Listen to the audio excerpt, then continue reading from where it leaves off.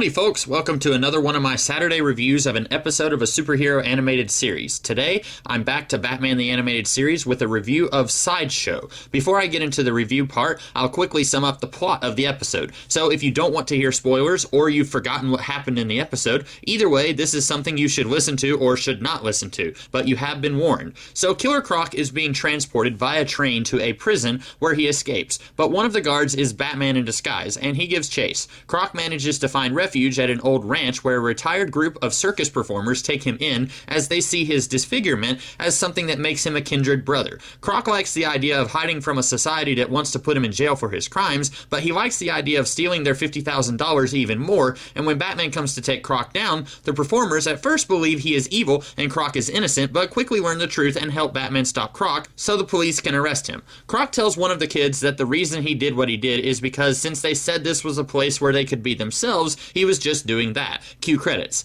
This episode reminds me a great deal of the Legends of the Dark Knight story Faces, written and drawn by Matt Wagner, which came out roughly 2 years before this episode aired. But really, this episode owes just as much to the 1932 horror film Freaks, a film where circus performers who each have physical deformities are very trusting of outsiders, and that trust is ultimately not deserved. Though this episode and the Legends of the Dark Knight story Faces both play out in very different ways, they all deal with the same theme of how physical appearances have nothing to do with whether you are a monster. And this theme isn't really anything new to anybody. If you've ever heard of the X-Men, then you've more than likely seen some variation of this theme in action. But it's a little different here, even if you ignore the very dangerous abilities that mutants of the Marvel Universe exhibit. If you look at Nightcrawler and his Vulcan ears, devil tail, and blue fur and say that he's not a monster, that's easy because you're never going to see someone like that in the real world. But if you did see someone with Satan's prehensile tail and sharp fangs who smelled like sulfur, I would wager it would be much harder for anybody to say that that person wasn't a monster.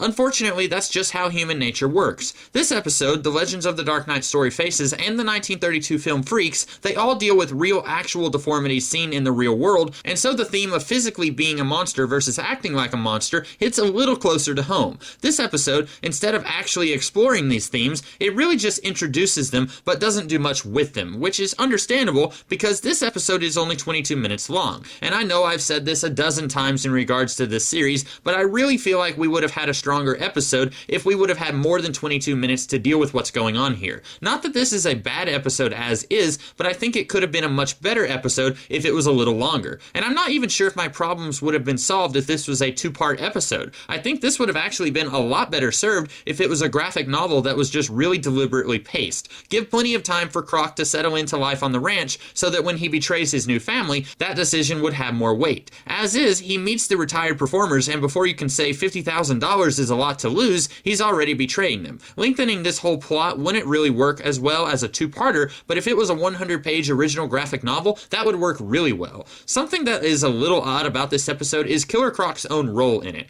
I'm not exactly sure what the episode wants me to think of him. In some ways, this episode reminds me of the episode Birds of a Feather, where we are made to feel sorry for the Penguin, even though he is still a criminal by the episode's end. But that episode worked because the Penguin is actually trying to reform, and it's betrayal at the hands of society that makes him decide he was better off being a criminal. But here we've got almost the exact opposite thing happening. Throughout the entire episode, Croc is a criminal. When he's with his newfound friends, I only ever get the feeling that he's playing them just to avoid prison, and they show him only kindness, which he repays by trying to steal their $50,000. It's almost exactly the opposite of Birds of a Feather. But then the end of the episode almost seems like it's trying to make us feel sorry for Croc, and I don't really see any reason why I should, based on his behavior. Sure, you could say that Croc couldn't help the way he looks, and that society has dealt with him harshly, just like they have with all of the performers he befriends here. But if the episode wants to play that angle, then they really should have had Croc tell the truth about his past and how people treated him when he was younger, instead of telling a lie about how society unfairly imprisoned him. This would work better with the themes of the episode, and it would accomplish making us feel a little sorry for Croc at the end.